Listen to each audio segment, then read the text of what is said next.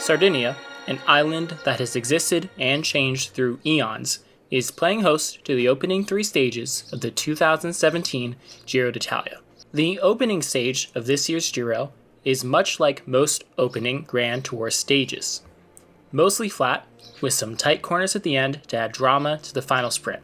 Even with a small climb within the last 20 kilometers of the race, we expect the typical script for this day to go as follows. A morning breakaway goes for a few hours. They get caught right around 20 kilometers to go. Teams fight at the front for control. There's a handful of crashes in the final kilometers due to the high speed and tension. It's a bunch sprint finish, and one of the sprinters gets the honor of pulling on the year's first Maglia Rosa, the year's first leader's jersey. With 39 kilometers to go, the script is mostly intact.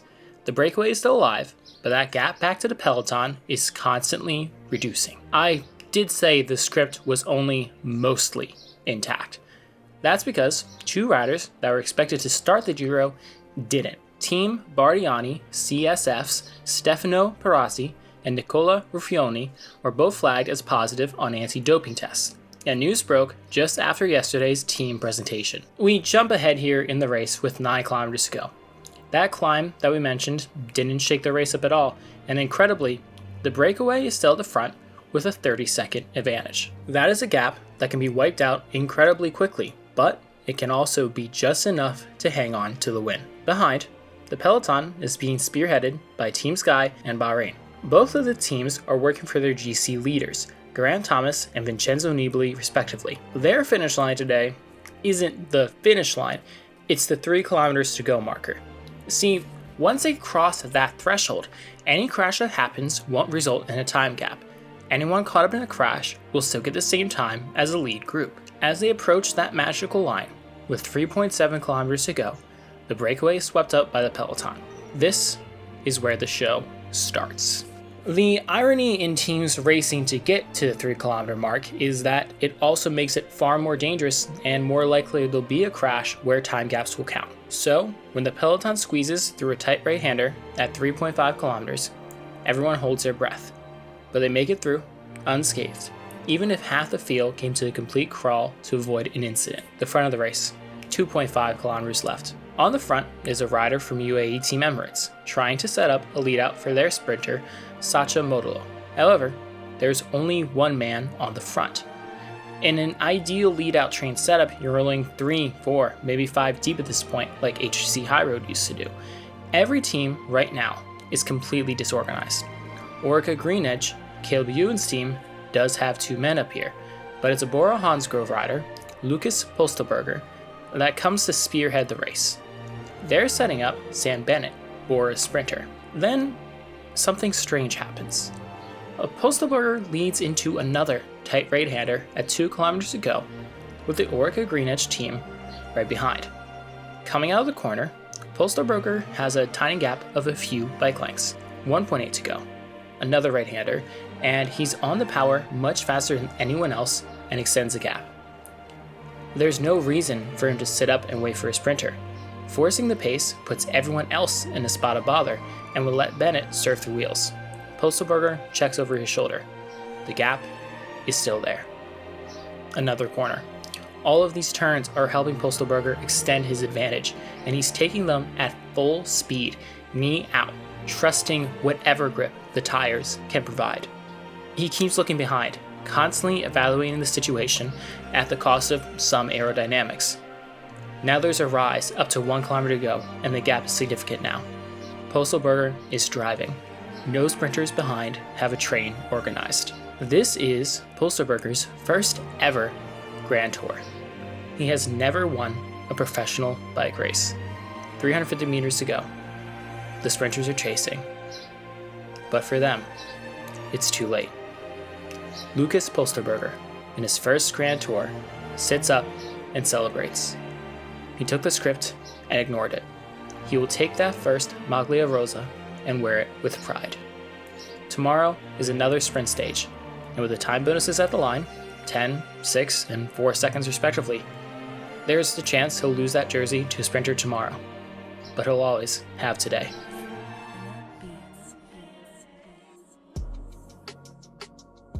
Stage 2 is significantly hillier, with a Category 3 and 2 climb on deck, and numerous undulating roads. Today could be a day for the breakaway, or the sprinters can hang on over the final climb, and even rejoin on the long descent to the finish. There's an outside chance a GC contender could make a move as well, perhaps not to gain a significant amount of time, but to strike a psychological blow. The man of the moment, Postelberger, signs into the start and is resplendent in all pink. The morning breakaway is smaller than expected for a day like today, and it consists of one of the mentioned Data's Daniel Teklehaimanot. He was in yesterday's break as well, and he's hoping to take the lead in the King of the Mountains today and pull on the jersey for a good portion of the opening week. Points in the KOM classification are won by reaching the top of the climb in the first few positions. The higher the category of the climb, the more points that are available. This is a race inside of the race. On the first climb of the day, this third category climb, there was miscommunication on where the line for the finish actually was, and a whole group sprinted incredibly early. It ended up with Teklehaimanot finishing third. The race continued, the peloton closing the gap. They catch the breakaway on the last categorized climb of the day. This is a do or die moment for Teklehaimanot. If he can't make a move now, he won't get any points, and it's likely that his moment in the spotlight will fade away. He takes his spotlight back by force, attacking right before the peloton reaches his back wheel. All he needs is to make it to the top of this climb first, extend this attack for the last 200 or so meters to take the maximum points and to get into the blue jersey. Teklehaimanot flies up the climb like a man possessed, and will officially be, for at least tomorrow, the King of the Mountains. With just a kilometer to go, we're hopping back into the heart of the action. Postelberger is back on the front today, but this time, no one will make the same mistake. He's working for Sam Bennett again, hoping the Irishman can take the first sprint finish win of this year's Giro. The Orica team is up front as well, not allowing another chance for Caleb Ewan to slip by. Quickstep is close by as well, with Gaviria in tow. In line, with 0.7 kilometers to go, is Greipel, then Ewan, then Gaviria. Gaviria is the first to move on the right. Orica is still leading out, with what seems to be one of the riders also on the side yelling encouragement at Ewan. Ewan accelerates with Gaviria, and Greipel still hasn't made a move. There's a very minimal gap between Greipel and Gaviria that Ewan is trying to squeeze through. Greipel now sees the two sprinting in his peripheral vision and accelerates on the left side. Gaviria and Ewan touch, just for a moment, just enough to throw Ewan's balance off, an error that leads to his left foot unclipping from the pedal. And it's now between Gaviria and Greipel. Gaviria may have gone first, but it's Greipel that has a higher max speed today. Gaviria shoots a glance across the road and sees Greipel move past him. Today is the day for the veteran to continue winning, as Greipel wins stage 2, and due to the time bonuses, he gets to wear the Maglia Rosa.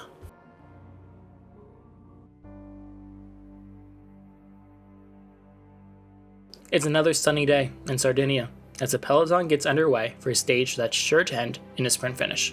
There's not really much to report on for most of the stage. The breakaway of 4 men go, and are caught. It's within the last 12 kilometers where the dynamic changes.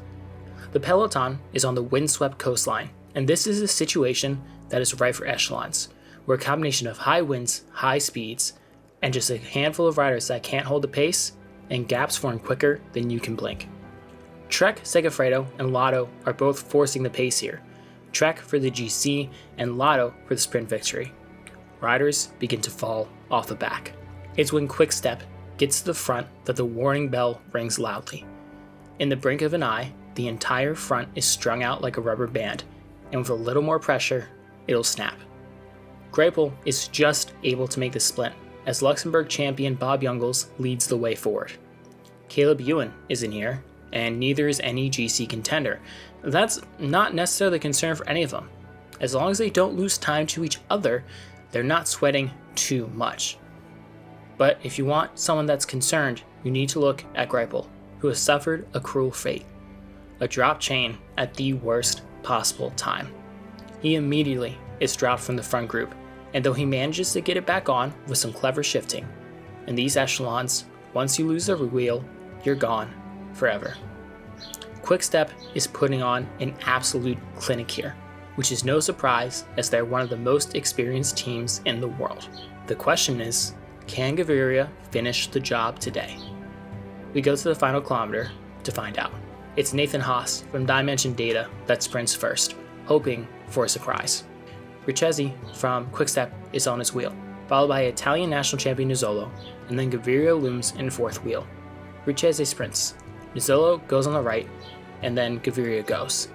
Richezzi, perhaps intentionally, perhaps incidentally, slides across to the right of the road, ruining any chance that Nizzolo has of winning. Meanwhile, Gaviria, with no one capable of challenging him in this sprint, powers to victory, taking stage 3, and now the Maglia Rosa. He'll be the last sprinter this year to be in that jersey, because tomorrow is a day for the climbers. Mount Etna is aflame, and the race will soon be too. The first mountain stage of the Giro this year takes in 2 categorized climbs. First, the Category 2 climb of the Portella Feminina Morta, and then a finish atop the Category 1 Etna.